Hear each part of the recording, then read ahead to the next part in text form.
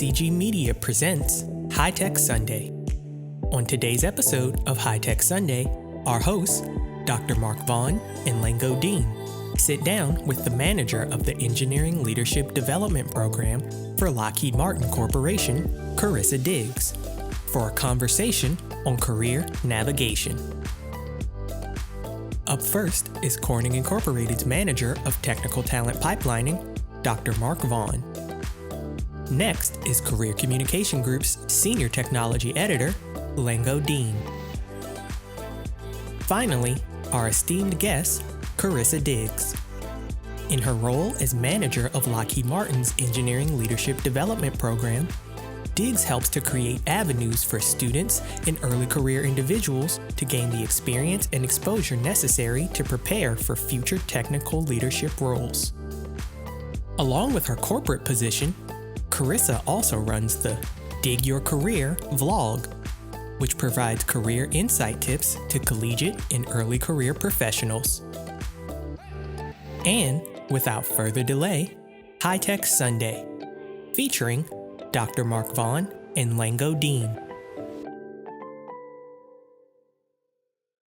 Well, thank you so much for that introduction, Brandon, and good afternoon once again, everyone, to High Tech Sunday. We welcome you, and we have another great episode that's coming your way today, and excited about it because of the fact that it really continues in the vein of the conversations that we've had over the course of almost 9 months now. First, let me welcome our guest for today, Karissa Diggs. Hey there, how are you? Hi, Dr. Vaughn. How are you? I'm doing well. I'm doing fine, thank you. And we often hear on news broadcasts when you have something like, let's say, Good Morning America reporting on something from Disney. They'll say, full disclosure, Disney is the parent company of Good Morning America, ABC News. Well, in this episode, I literally am the parent company. Full disclosure, Karissa Diggs used to be Karissa Vaughn until she got married about 8 years ago. So this is my daughter. And we are certainly glad to have another first here on High Tech Sunday. You were promised, Karissa, before we got going that there would be no curveballs. Just remember, I didn't make that promise, okay? So with that in mind, let's jump in. Really excited about learning more about your video log, Digg Your Career. It's a cute play on your last name, but we really do enjoy the first segment of our broadcasts where we get a chance to know a little bit more about each of our guests. And so if you had to get your elevator speech ready, but it was all about who you are, how would you answer the question, just who is Karissa Diggs? Well, thank you again, Dr. Vaughn, for having me here today and Career Communications Group. I appreciate the opportunity. So who is Karissa Diggs? Well, that is a great question that has definitely evolved over the course of almost 30 years of my life, and more specifically over the last 7 of my professional career. So I would say Karissa is one who strives to see the best in others, wants to pull out those gifts and those talents in others. In my profession, I'm an engineer, and as stated in the introduction, I serve in the capacity as a manager for a leadership development program, which mostly helps to pull out and to help develop those leadership characteristics for the folks that I support. But aside from my profession, I think in general, from the things that I do at work to what I volunteer and do, ministry-wise through my volunteer activities, I strive to pull and captivate what makes people tick so that they can go out and be better individuals for our communities. One thing that I'm told frequently is just my interaction with people. And I think when you care about people and what means most to them, and understanding them, that helps, motivates and drives them to want to do better or to work harder, I've seen, or just navigating through all the different aspects of life. So that's kind of what I use as my foundation. For those that don't know, I am faith-based, so I can say, Christ is the center, if we want to get churchy. But I try to strive to, do the simple things as treat others as I would like to be treated, not only as a person, but as a leader, as an engineer, as a woman, as a mother. The list goes on. So I really try to focus on people, if that helps. I know that probably was a little bit different or more than an elevator pitch, but yeah, that was a long elevator, but we got it. And so you said a lot that really kind of resonates, I believe, with the High Tech Sunday audience. Actually, we've had astronauts, we've had scientists, we've had Black Engineers of the Year, we've had Women of Color Technologists of the Year, and I think a common thread through all of the different guests we've had, including now you, is this either pay it forward or giving back. The idea of it's more than just altruism. It's this real commitment to doing what you can to leverage your gifts, skills, and talents to help others. And so that was really a great way to share with us what makes you tick. So you said a few things that I want to kind of drill down on, actually. So your career path, but also what it is that drives your passion, your mission, what motivates you to do what you do on the daily. So let's first talk about your decision to pursue a STEM career path. You said that you're an engineer by training. When did you know that STEM was the direction for you? I would say probably sophomore or junior year in high school. So growing up, as you may know, Dr. Vaughn, taking the Take Your Kid to Work Day, and just going and seeing, wow, this is the cool things that you guys can do, such as making ice cream out of the weird products at that time, or just seeing the cafeteria. Those things definitely made a difference, in having the exposure to a STEM, and in this particular case, an engineering path. I will say selfishly, I did think about what's going to be beneficial in the long term as well. I knew I was not great at English or, those types of fields or children. God bless all the teachers that are going through, especially in this pandemic. So I knew that wasn't where I was going to line up in. So I explored engineering. I am an avid music lover, so I was trying to merge the two, and essentially landed on electrical engineering because I thought that would be a nice balance between the music recording path and the actual sustainment to make sure I'm having a comfortable lifestyle path. So I would say that is where it hit home. I would say I really didn't feel settled in engineering until I got, I guess, well-versed in my internships in college. So it was kind of like, hey, I'm on this path, but I didn't really know fully and understand until I actually had more hands-on. So my internships actually kind of cultivated that. And I would say even when I got into my professional career with Lockheed Martin, even now I'm still kind of navigating and shaping. The more I'm involved, I would say I'm still involved in engineering, but I'm less hands-on as I was probably when I first started. But yeah, I think it's shifted a little bit over time. And that's really something that, again, we hear often. There's kind of this evolution that you're describing. And it's also always really interesting to hear somehow about the different ways that people landed on their pathway. There are some folks who have said that I was somebody who tinkered and tore things apart and tried to put them back together, like for as long as I can remember. And then others have said I got turned on to STEM by happenstance. Somebody just said you ought to be an engineer, you're good at this or that. And you got exposed by visiting a workplace and getting turned on that way. But it was also a lot of other experiences that I'm sure that you and Lango will dig into later on in the broadcast. But let me ask you something else. You indicated again about this paying it forward, this pulling out of other people the richness that is in them. So you talked about your spirituality and that you are faith-based and Christ-centered. But how does that actually translate into your motivation, your mission? What is it that is your passion, would you say? Yeah, no, that's a good question. And my passion is to close that gap, to see others succeed, particularly people of color, being a Black woman. I would say the paying it forward, selfishly, right? When you get into school, you're kind of like, I'm trying to navigate and figure out, I'm trying to get a job, I'm trying to, handle what I need to do. But then you realize the community of folks that helped you get where you are.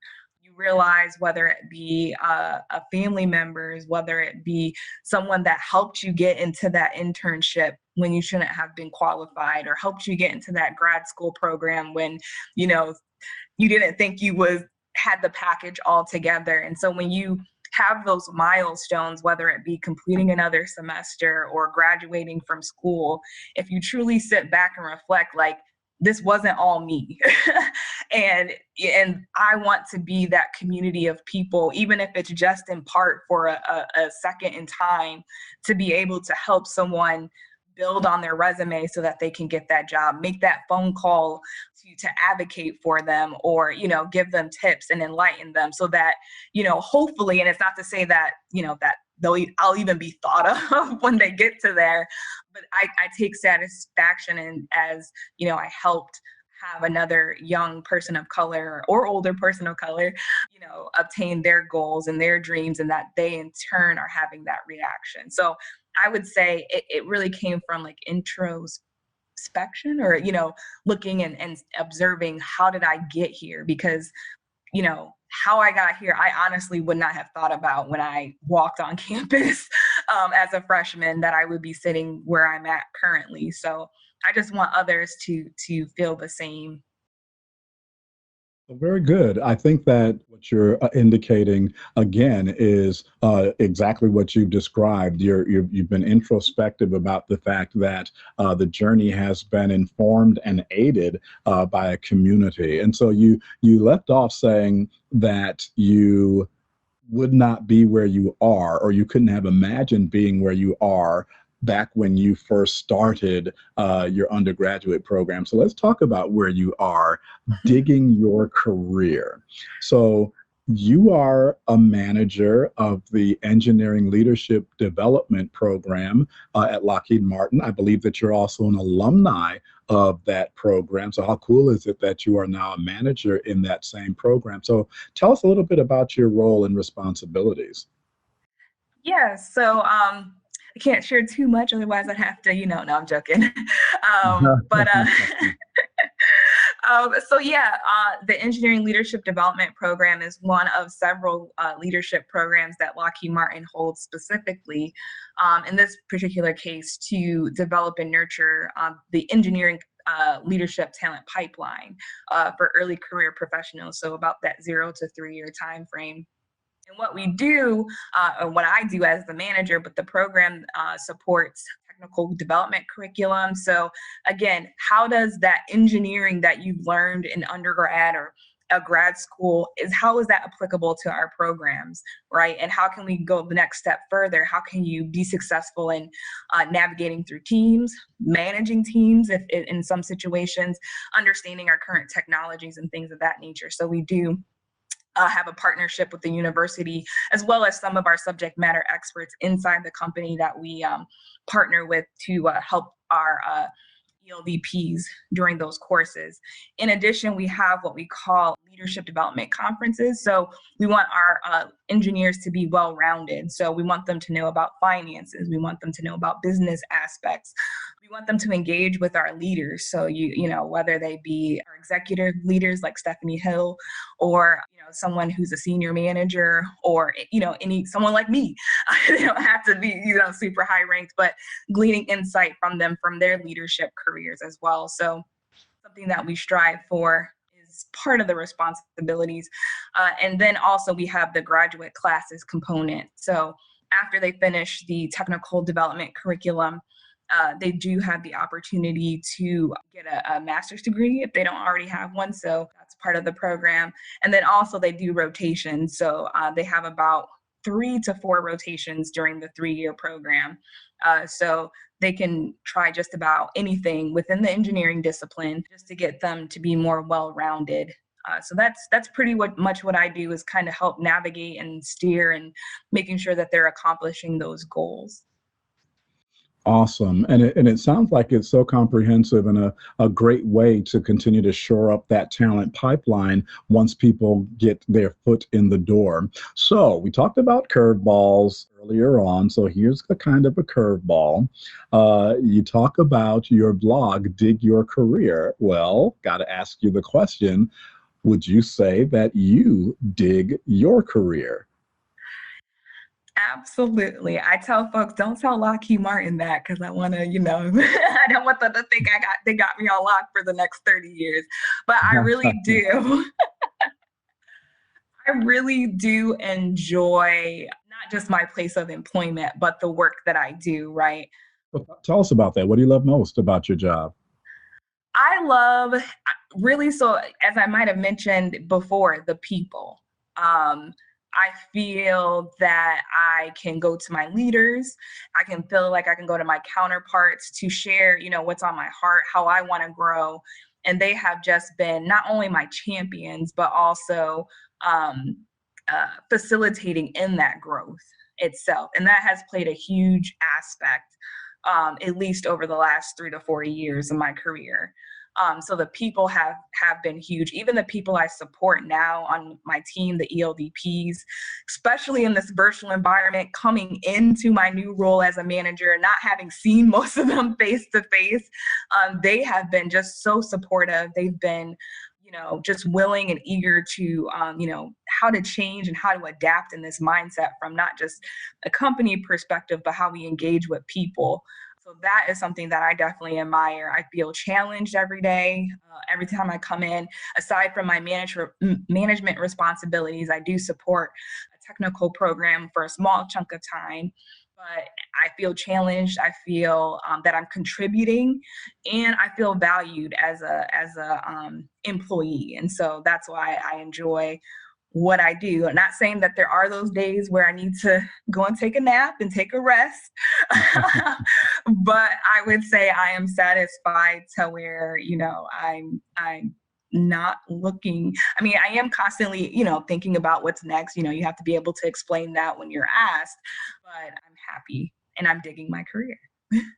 Great answer. And I think Lockheed Martin would love to hear that, and they wouldn't take advantage of you in the process. But as you know, your testimony, unfortunately, isn't shared by everybody across all generations. You do come across people who really aren't digging their career, and so we know that you created this entire organizational focus to help provide a solution to that very issue. But what would you say, in your experience, have you found that people tend to be dissatisfied with their current careers? That is a great question. And to your point, I do recognize that. And that's why I'm like, okay, just because I've had these positive experience, how can I help bridge that to make sure that others can feel the excitement that I feel every time that I log in? And so I would say, at least for the folks that I've spoken with and have worked with, it's wanting to be seen and wanting to be heard. Like, I want that opportunity to take on this assignment. I want this opportunity to do a certain job or to try a certain role, or I'm not feeling like my team is understanding me or getting me. So, I think communication, some people may not have communicated that to their leadership, or maybe there's a disconnect between, they have communicated that and maybe what is being received. I feel like perception comes into play as well. And just to piggyback, this is why I think more, and I say people of color because that's something I'm passionate about should be in leadership positions, because there are a lot of conversations that happen as far as like planning, development wise, who's like the succession planning, and to be kind of like that voice, right? To kind of, so, and again, not putting anyone down, but if a white counterpart comes and tells a Black young man, young lady one thing, they may not be speaking the same language to where like that individual feels that they're being heard. But if, someone that they identify with, that they recognize, that they kind of reverence, or you get what I'm saying? Like that can kind of say, hey, this is where they're getting at, and here's where you can develop. It kind of sets off that light bulb, and having that advocate and that champion, like, hey, yes, we know that you need to work on X, Y, and Z. I'm going to sign on to support you. I'm going to back you. So then it's that risk, like, you better not show me up type of thing. So I think the common thing is just wanting to be seen, feeling like they're heard, and how to bridge that communication gap between them and their teams has been the common trend. Very good. And so it sounds like with these, you use the idea of a gap that needs to be bridged. And I think that analogy is a powerful one.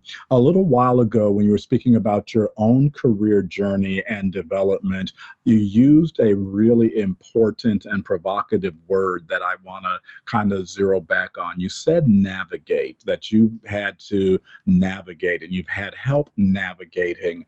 So let's talk about career navigation.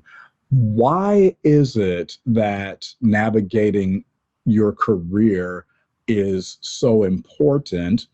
It's your responsibility. And what kinds of things do you need to know as you're trying to do this thing called career navigation? Absolutely. Yeah. Career navigation is huge. And as you stated, it is on the person to take ownership. Many people think, my boss or my teammate isn't recognizing me. It's like, well, did you speak up? Did you, talk to different ones? Like, are you just sitting there and waiting? And I think there's status of those that speak up, that go after. Now, you have to have balance. You don't want to be aggressive or think that, you're the end all be all, right? But making your desires known in a healthy manner, I think, is something that's needed. Also, to kind of understand, where is it that you see yourself going? And if you don't really know and fully understand, identifying with people or mentors that can help shape that. Because a lot of times you may not, and I'm saying you as the general, you may not see it in yourself, but someone could recognize something in you and say, hey, I'm going to, recommend, because I think you would be awesome fit for this, or, I'm going to connect you to X, Y, and Z person because this is what I see. So I think being able to engage and even share, at least if you have a glimmer of what you think, even if it's 3 or 4 things, connecting with those folks. One thing that I try to strive for when working, with the ELDPs I support is, hey, let me connect you with an engineering program manager or a lead in the software group, just to get, a connection, but for you to understand kind of what type of information you have to gather over the course of the next couple years, types of experiences, so you can kind of start developing those plans. I also share that even though you have this plan for how you're going to navigate, to leave room for it to change. It's known that there are certain things that you may want to do, like there's no compromises. You want to, have this certain thing. That's okay. But you also want to, in my opinion, want to leave room for that flexibility, because you never know, especially with Lockheed, with working contracts can come and go, contracts can be stopped, contracts can be started or pop up out the blue. So just being flexible, because you just don't know, and that could be your opportunity that you just didn't even have on that path. So I think having that rough idea of where you're going, and if you don't know, connecting with mentors and those that can help you figure that out and put that into more of a clear perspective, will allow for you to attack your career, so that you can hopefully dig it. Okay, that was a great plug. That was a great plug. But again, that word is powerful. You said attack your career. And when I think about attacking, it's intentional, it's focused, it's deliberate. And so it's not just it happened. There is something to be said for serendipity, but I think that what you've just indicated is it's a lot more purposeful than anything else. So let's keep talking about your organization. You were interested in starting Dig Your Career because you wanted to help. You said that early on that you wanted to assist people in that way. And so just tell us a little bit more about your organization and how you help. What areas you tend to focus on with your blog and your videos? Great question. So back in 2019 at a NSBE conference, I gave a presentation and it dawned on me, just not from the feedback that I got after my session, but also just that experience and how, people, and it's not like it wasn't something I wasn't doing, but it just was like, hey, let me kind of make this more official in essence, right? And more purposeful and impactful versus kind of these one-offs.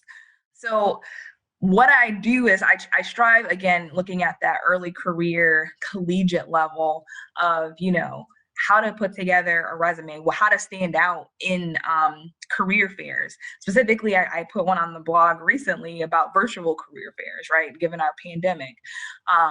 Interviews, touched on a little bit on that. I've done tips to maximize your internships. And that's just through, lessons learned of myself through my internships, things I didn't really, I feel like have taken advantage of when I was going through that process, but also now being on this end, how things are viewed, right? And again, wanting someone else to be successful and to take full advantage of all of that.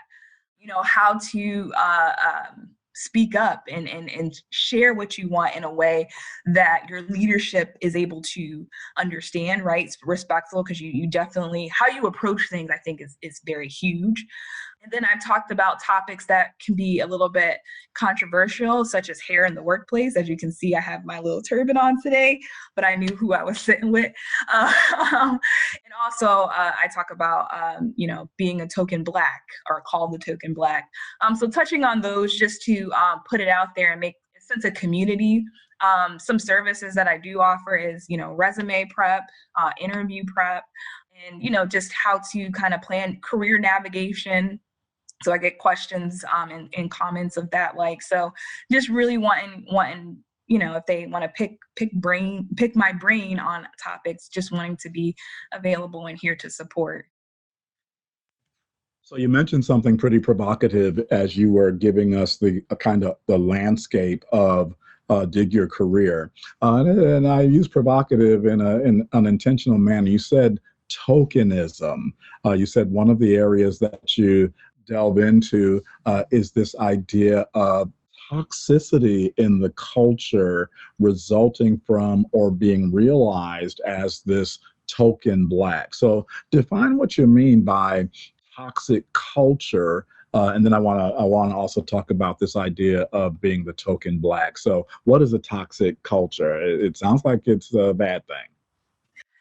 Yeah, so what I meant by toxic culture is when you have these stereotypes or notions that tend to go on years, you start believe that it starts to get passed down to generations. And I'll share a story when I touch on tokenism.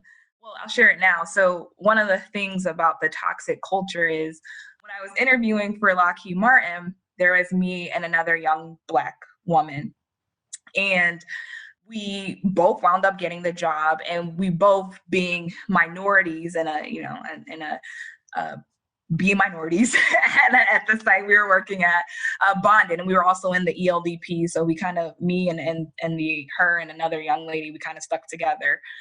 And we actually had a transparent conversation of how we looked at each other as competition during that interview, right? Mm. When we both got the job. We both not only got the job, but got into the leadership program. You know what I mean? But because our mentality was there can only be one, right? There can only be one Black woman. There can only be one woman, whatever that notion is, whatever box you fit in. And so that's the culture of, I'm gonna get mine before I'm gonna get you get yours type. And so that's the toxic nature that some of these things, historically have brought. I know companies have advanced and are doing much, much better to make sure that they're hiring diverse folks into employment, because diversity is definitely what betters teams, right?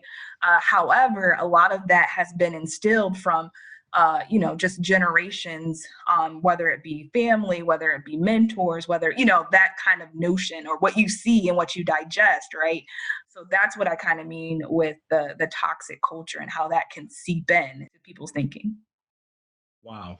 And so I think that we could probably drill down on those two topics for another whole hour. But it was really interesting, something that you said. You mentioned your experience regarding this idea of the token Black, and how it is that you and other young Black women who were candidates not only clearly for whatever the engineering position was, but you were identified as leaders by the company, but your mindsets were kind of bought into this idea of there's only room for one. I've been having conversations about this idea of scarcity, that somehow there's not enough to go around, if you will, so that if one group is to advance, that means that another group has to be suppressed. And of course, that's not the case. And so it's interesting that the idea of tokenism was something that you kind of brought with you, prepared that if there's going to just be one, I need to make sure it's me. And I just found that fascinating. And so as you are thinking about how it is that you've moved through school, your undergraduate program, and then your graduate program, all kinds of streams of guidance and information are sometimes needed in order for you to navigate that appropriately. So if we have time, I want to jump into that a little bit more. But first, I am going to hand things over to my co-host, Lango Deen, who's going to talk a little bit about career and pipeline. Hey, Lango, how you doing? Very well, Dr. Vaughn. It's International Women's Day, today. So Yes. it's a very special day for me and for many women all around the world. You're listening to High Tech Sunday, featuring Dr. Mark Vaughn, Lango Deen, and our special guest, manager of the Engineering Leadership Development Program for Lockheed Martin Corporation, Karissa Diggs. Now, back to the show.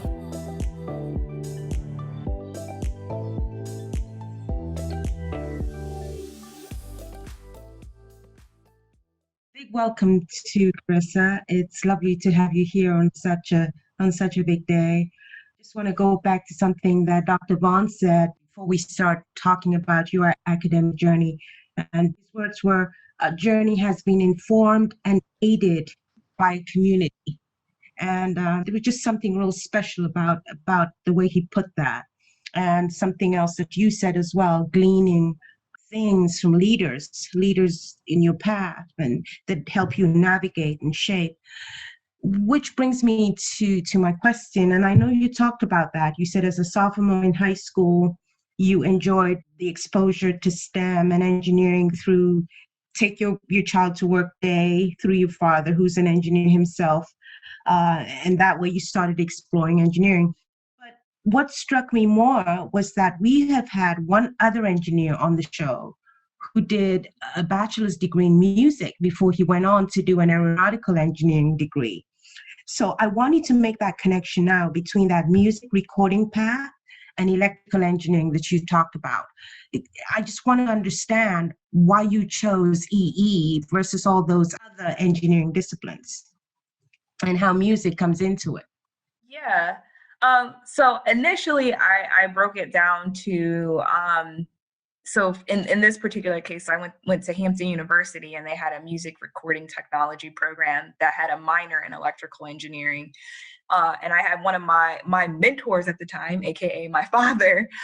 If you're gonna get a minor, why not just get a major in it, and then you can always minor in music or something of that nature.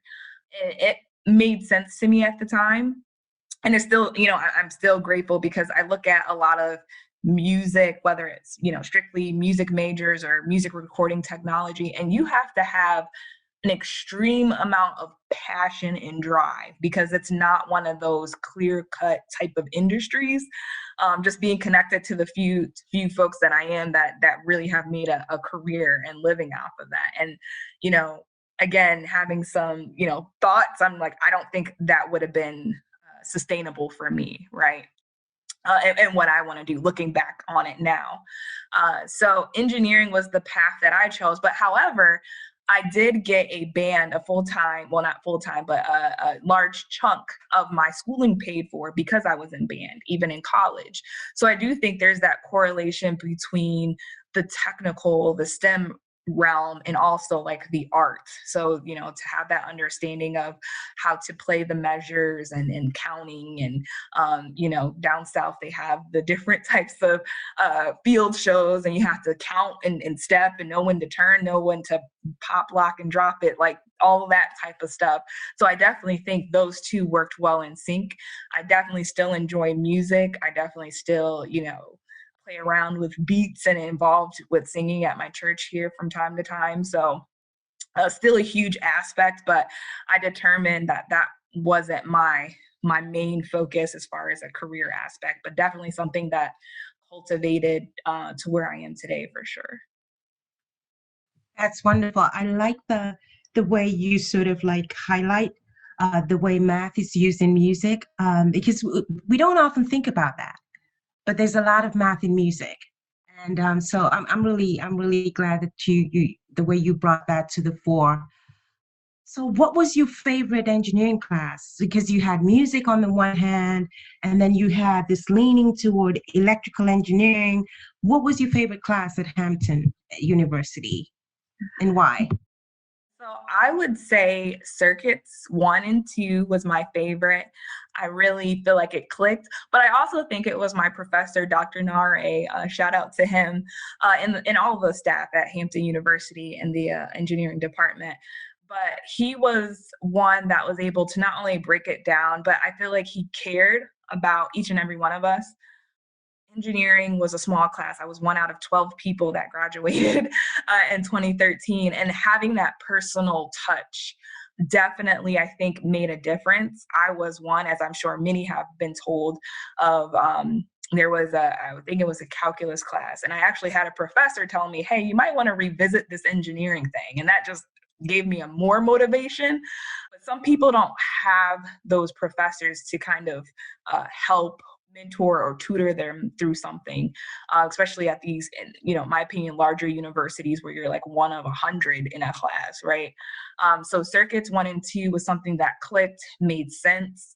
And for those times where I wasn't really jiving, definitely my professor, him being there and just supportive, and affirming those things in me to push me through, definitely was a big motivation. That's wonderful. You've mentioned Hampton University, your alma mater, a couple of times. And for those who don't know, Hampton University is one of the historically Black colleges and universities that has an ABET accredited engineering school. And US Black Engineer Magazine and the Bay STEM Conference work very closely with all 15 of those ABET accredited schools. So what would you say is one of the best parts about attending an HBCU? If I could do it again, I would attend another HBCU. I would attend HBCU all day. Actually, I'm going to be convincing my son and he should attend the HBCU. And shout out to Hampton too for exposing me to groups and organizations such as BEA and Women of Color and NSBE. Those have played such an influential role in my life and my career.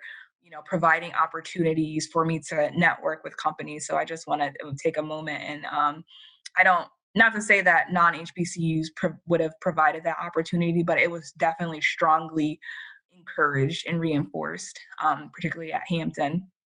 Also, I think it's that support, family structure, family feeling, right? I was a part of several organizations, particularly in the engineering, because we were such a small type of group, we looked out for each other. We would get into the computer lab or library, and we would have study groups. I have pictures that it's funny to look back on now, making sure that we each to the best of our ability got through that class. Like we're gonna make it, whether we graduate on time or we have to wait a year, we're going to finish and complete what we started. So that really was impactful to me. I did go on to Cornell, and definitely, like I said, a light night and day type of difference. Now, it was a master's program and it had a cohort, but just that feeling was not the same. You kind of had to have that internal type of push. So I think that's why I really enjoyed my time at Hampton, and particularly the engineering department for sure. That's wonderful. It's really important to hear you kind of like not necessarily compare the two, but sort of put the two experiences you had at two different institutions together. And here in one institution, the institution almost becomes personal, in the sense that these are huge schools with hundreds of people and thousands of people on campus. You have staff, you have faculty and what have you, but you still are able to feel important as an individual. So that's really important, something that HBCUs as institutions are able to communicate. So, hey, big shout out to them for that. As a career coach, of course, you're a professional engineer. You work for one of the largest companies in the United States, defense contractors, but you're also a career coach. And what advice would you give listeners now to how to navigate a career fair? People who are trying to shape their careers, they're moving from high school to college, or they're moving through college, they're going from freshman to sophomore to junior. What advice would you give to them? This is a great question. So thank you. So there would be two things I would share. And the first is, it's never too early. One common statement that I get when I interact with college students is, I didn't apply for this internship because I'm only a sophomore or I'm a freshman.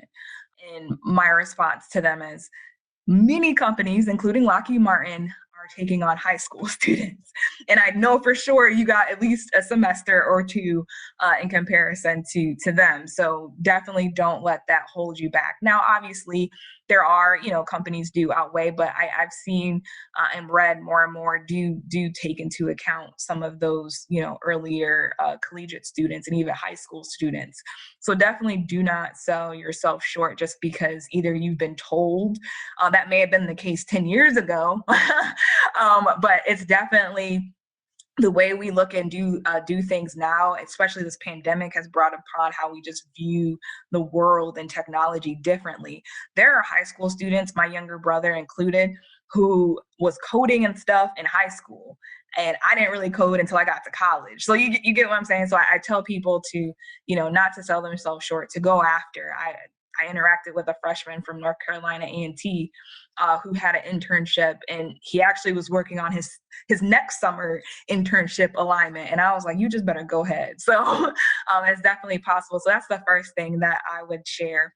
And the second I would share is, once you apply, once you get invited to an interview, and even on the career fair floor, to keep in mind of what makes you stand out. Right. A lot of folks have the same type of courses. So, in case of engineering, you're taking the electrical engineering, you're taking the calculus, you're taking differential equations. That's all fine and dandy. But what makes you from a technical standpoint, but also from who you are as a person, that at the end of the day, when people go back, whether it's the recruiters or the managers or those on the career fair floor that can be like, this is what made Karissa stand out.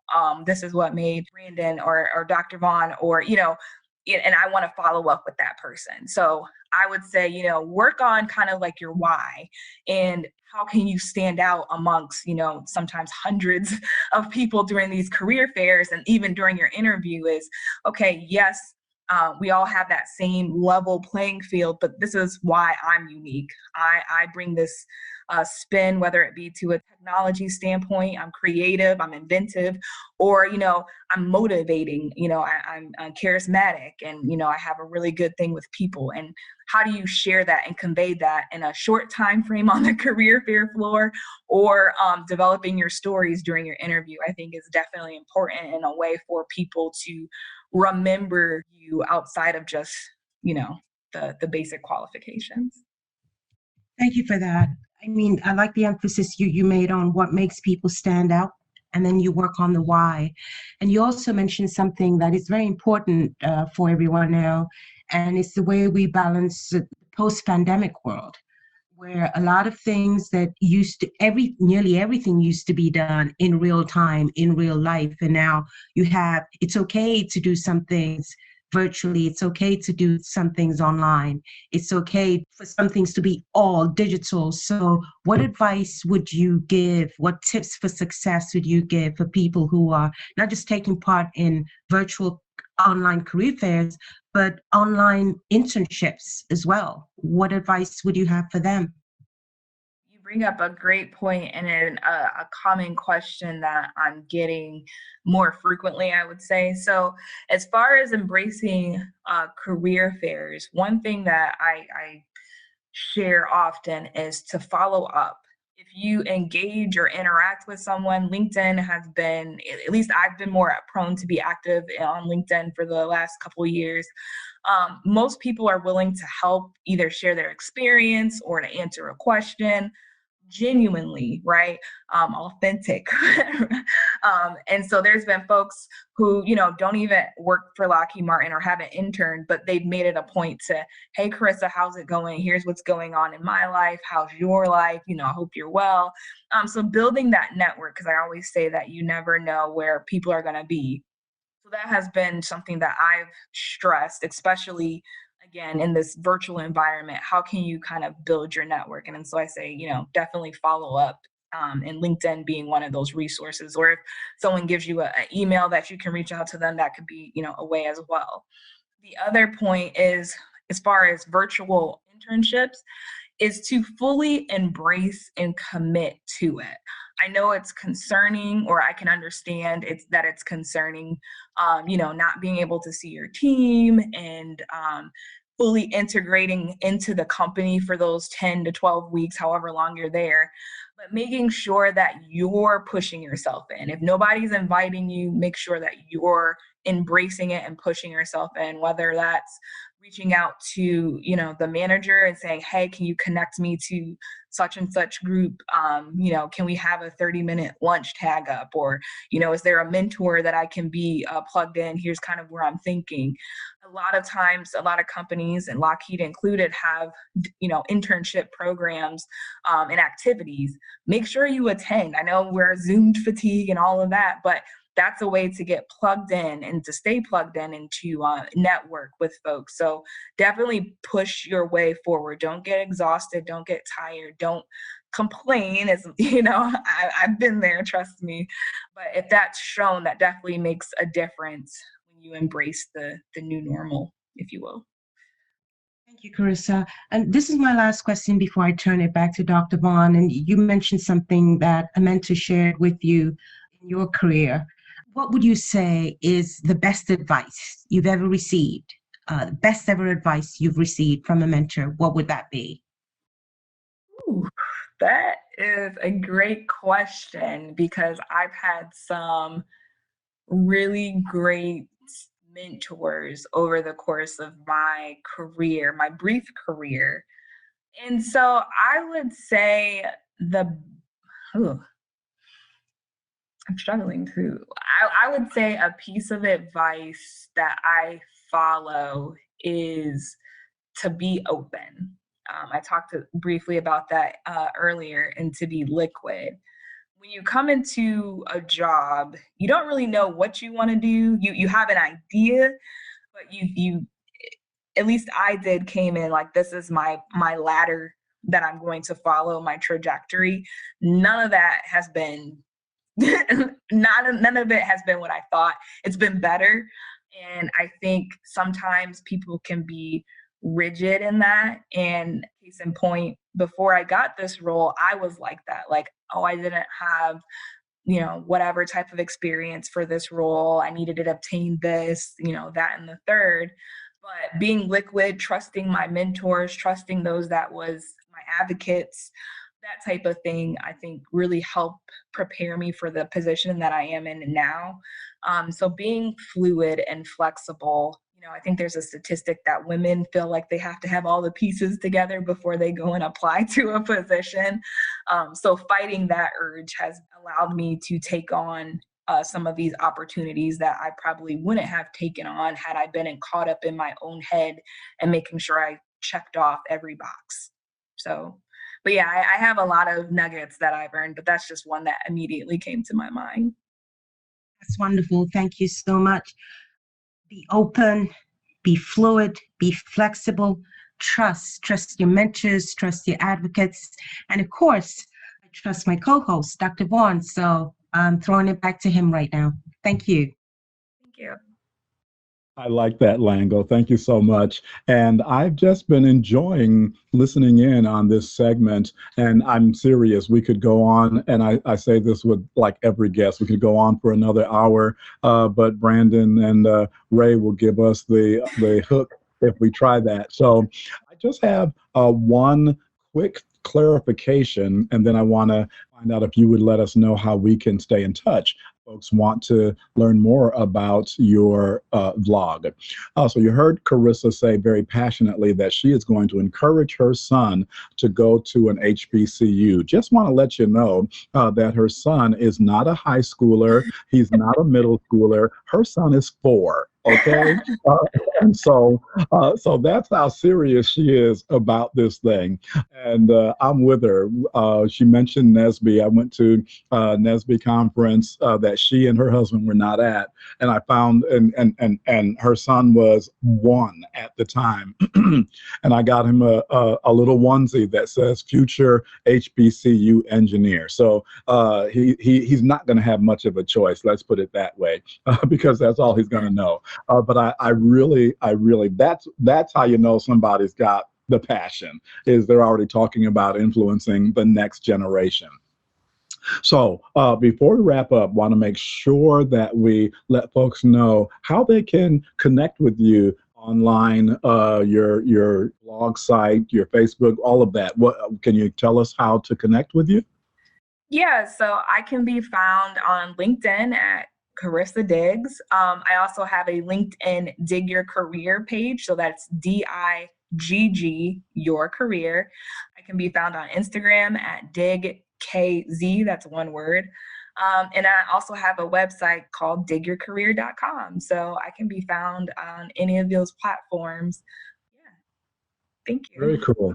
And of course, if somebody's interested to know about the ELDP and Lockheed Martin, they can go to Lockheed Martin's website and learn more and find you there as well. So really quickly, Lango mentioned that we are recording this broadcast episode on International Women's Day. And we know that it is Women's History Month, or Women's Her Story Month, all month long.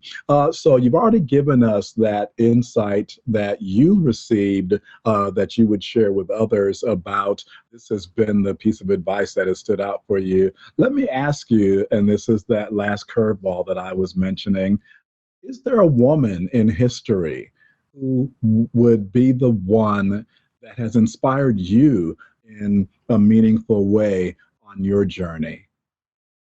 See, now I'm gonna get emotional. And it may sound cliche, but I'm gonna say my mother, Jeanette Vaughn, through her leadership journey, not in STEM, but through her journey and watching how she has handled leadership with grace when not everything was how it should have gone.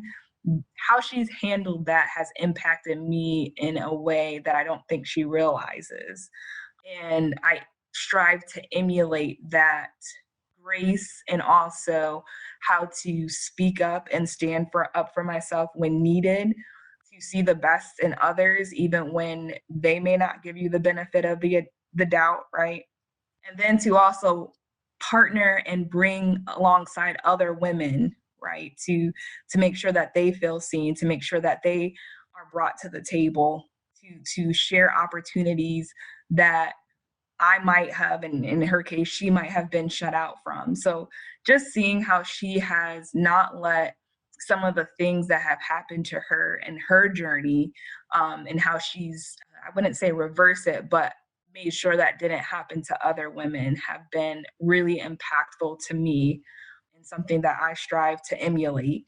So I would say my mother has been an influential woman in my life.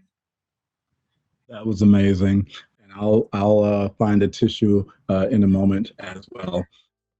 Karissa Diggs, it's been wonderful having this opportunity to connect with you. Like I said, there's so much more to dig your career than we have time to dig into right now.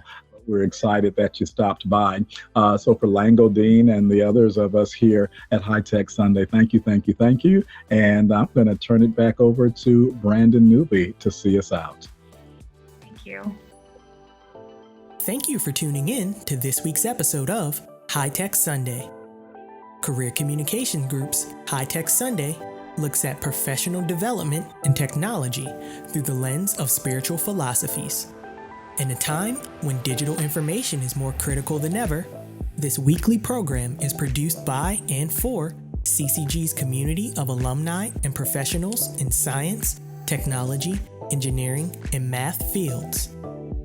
The community runs from national thought leaders to aspiring students, and this weekly series aims to bring a concentrated discussion around technological advancements and achievements based on universal moral principles. The 1-hour podcast will be streamed every Sunday. The podcast can be accessed through the BAYA Facebook page, Women of Color Facebook page, and CCG YouTube page, in addition to Apple Podcasts, Google Podcasts, Podbean, and Spotify. Please join us next time.